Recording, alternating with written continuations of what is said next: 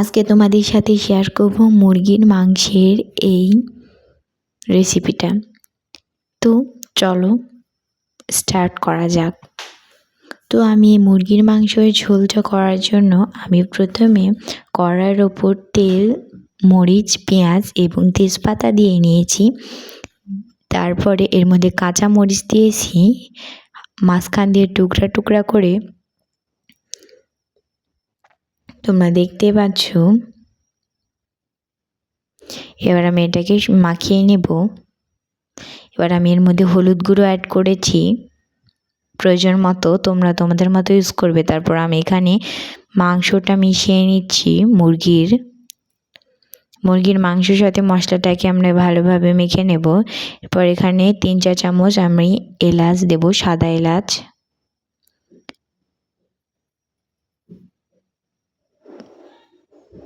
আমি এবার এখানে 2-4 চামচ পরিমাণ চলা গুঁড়ো দিয়ে দেব।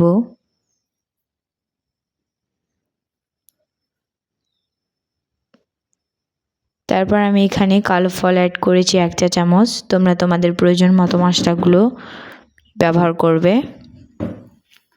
তো এখানে আমি স্বাদ মতো লবণ দিয়ে দিয়েছি, তোমরা তোমাদের স্বাদ মতো লবণ দিয়ে দেবে। তারপর আমি সবগুলো মশলাকে সুন্দর করে মিশিয়ে নেব মাংসের সাথে। তো এবার আমি ঢাকনা দিয়ে ঢেকে দেব 5 মিনিটের মতো। তো আমি 5 মিনিট পর ঢাকনা তুলে আমি আবার একটু নেড়ে দিচ্ছি মাংসটাকে।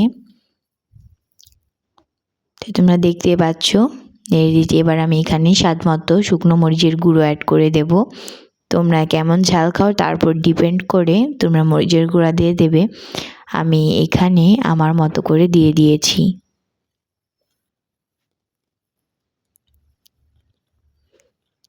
তো এবার আমি আবার ঢাকনা দিয়ে ঢেকে দেব। তারপর এই যে ঢাকনা দিয়ে আমি আবারও ঢেকে দিয়েছি। আবার 5 মিনিট পরে ঢাকনা তুলে আবার এটাকে নেড়ে নেড়ে ভালোভাবে মিশিয়ে নেব। এই মাংসটা না কষালে কিন্তু তোমরা মাংসটা খেতে পারবে না, যে মাংসই হোক না কেন। মাংসটা কষালে অত্যন্ত স্বাদ লাগে আমার কাছে। এবার আমি এর মধ্যে লেবু দিয়ে দেব। এটা আমি দিই কারণ মাংসের যে হালকা গন্ধ লাগে কারো খাতে, তাই জন্য না লাগে। এবার আমি এর মধ্যে পানি অ্যাড করে দেব 2 বাটির মতো। তো তোমরা তোমাদের মতো পানিটা অ্যাড করে দেবে কষানোর পরে। তো এবার পানির সাথে আমি মাংসটাকে সুন্দর করে মিশিয়ে নিচ্ছি। তো এবার আবারও আমি ঢাকনা দিয়ে ঢেকে দেব 5 মিনিটের মতো।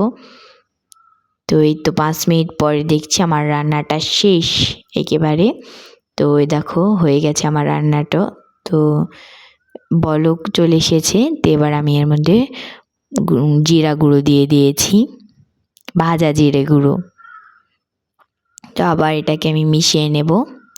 ফাইনালি আমি নামিয়ে নিলাম। চলো এটাকে এবার সার্ভ করে দেখি। তো এই দেখো আমার রান্নাটা শেষ, আমি সার্ভ করে নিয়েছি। তো আজকের এই রান্নাটা তোমাদের কেমন লাগলো? যদি তোমাদের কাছে ভালো লাগে একটা লাইক, একটা কমেন্ট, এবং এরকম আরও নতুন নতুন ভিডিও পেতে আমাদের চ্যানেলটিকে সাবস্ক্রাইব করে রেখো। আশা করি তোমাদের কাছে আমার ভিডিওগুলো ভালো লাগবে।